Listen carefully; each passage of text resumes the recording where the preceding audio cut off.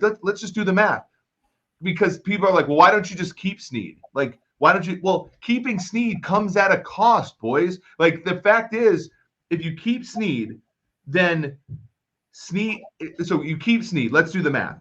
Sneed, then, for him to be worth more than what you just got in this trade, like a third round pick, and let's be round over the next 4 years, that third round pick is going to be worth anywhere from 5 to 15 million in surplus value. I don't check me on this. I got to look back at the actual chart. But like, let's say that.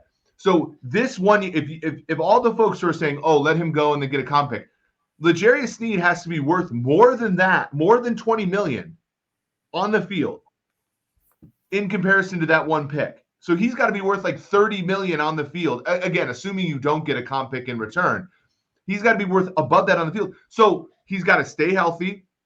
He's got to produce at a $30 million level, which no cornerback does. Right.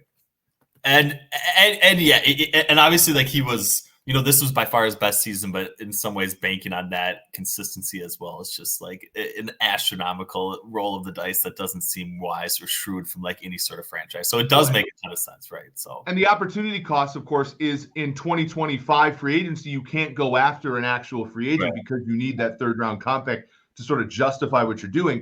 But then also in 2000, like, think about the Chiefs in 2023.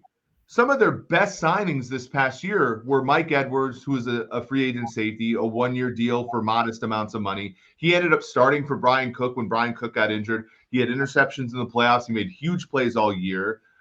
He was a big-time part of this team. Charles Omenihu was another guy who they signed for a 2-year, $11 million deal. He had a big strip sack of Lamar Jackson in the playoffs and was a plus player after he came back from suspension.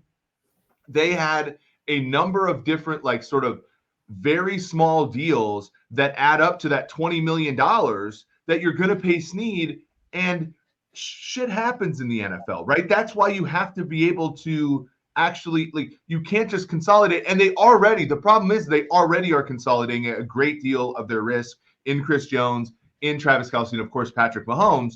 And so they just could not do this. They could not even do this for 1 year